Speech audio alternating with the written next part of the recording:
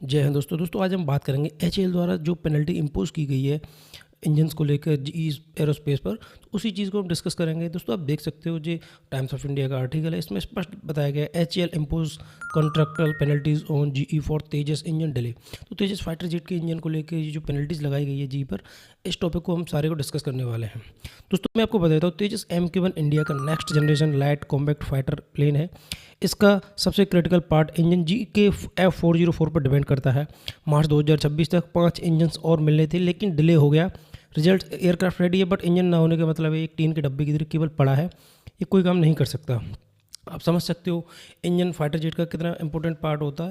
दोस्तों इसमें कुछ चीज़ें थी, एचएएल द्वारा 99 इंजन ऑर्डर किए गए थे, जिसमें से अब तक सिर्फ 6 इंजन ही डिलीवर हुए हैं।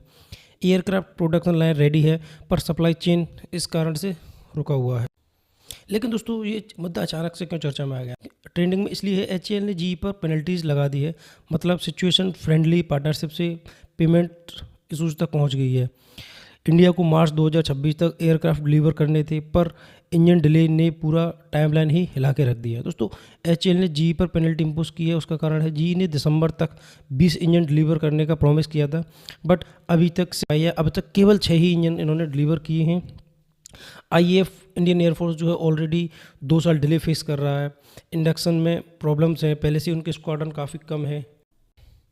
लेकिन दोस्तों इस चीज़ में भी कुछ चीज़ें हैं जो इंडिया को सबक सिखाएंगी। इसके क्या प्रॉफिट हैं, क्या इसका क्या इम्पैक्ट रहने वाला है, इस सब को मैं आपको बता देता हूँ। दोस्तों इनडायरेक्ट की बात करें तो इंडिया को ये रियलाइज़ हो रहा है कि इंजन डिपेंडेंसी एक बहुत बड़ी प्रॉब्लम है।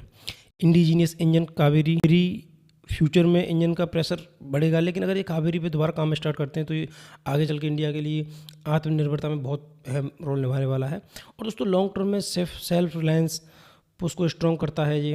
और दोस्तों उसके नेगेटिव इम्पैक्ट हैं, तेजस MK1A की डिलीवरी डिले हो सकती है।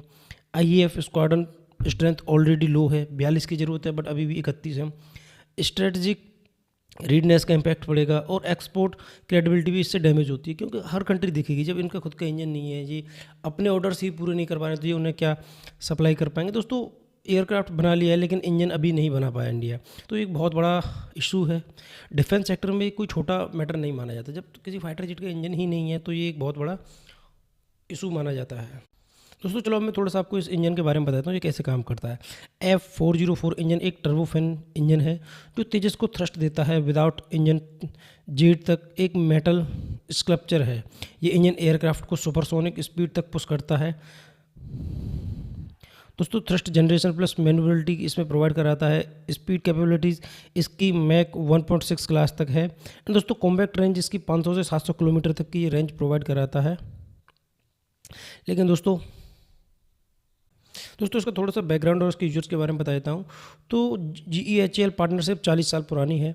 F404 ऑलरेडी तेजस MK1 में यूज हो चुका है। और दोस्तों 2025 में 1 बिलियन डील के अंतर्गत 113 इंजन्स ऑर्डर किए गए थे। इसके प्राइमरी यूजर इंडियन एयरफोर्स ही रहेगी MK1 की, तेजस MK1 की। और दोस्तों उसमें फ्यूचर में एक्सपोर्ट भी किया जा सकता है। GF414 इंजन डील तेजस MK2 के लिए भी, MK के लिए भी हो रही है। दोस्तों पॉसिबल है कि टेक ट्रांसफ़र भी इसका नेगोशिएबल है और नेगोशिएट चल रहा है कि इसका टेक भी ट्रांसफ़र किया जाए, लेकिन वो चीज़ आगे आएंगी। और दोस्तों इंडिजीनियस इंजन डेवलपमेंट प्रेशर है, ये इंडिया के ऊपर इंडिजीनियस इंजन बनाने का प्रेशर तो है ही है। एंड दोस्तों इससे यूएस डिपेंडेंसी काफ़ी बढ़ जाती है और यूएस को ये एक लेवरेज देता है कि वो किसी भी कारण बहाना दे के युद्ध टाइम पे इंजन सप्लाई डिले कर सकता है, तो ये बहुत बड़ा प्रॉब्लम क्रिएट कर सकता है इंडिया के लिए। दोस्तों डिले सप्लाई चेन और जियोपॉलिटिकल में बहुत बड़ा रोल निभाता है। आपको किसी चीज़ की ज़रूरत है और उस चीज़ की सप्लाई रोक दी जाए तो आप एक तरीके से असहाय हो जाते हैं। दोस्तों रियल इशू सिर्फ डिले का नहीं है, रियल इशू है engine gap Indian fighter jets बना रहा है, बट कोर टेक्नोलॉजी जो उसका मेन कंपोनेंट होता है इंजन, वही नहीं बना पाया है।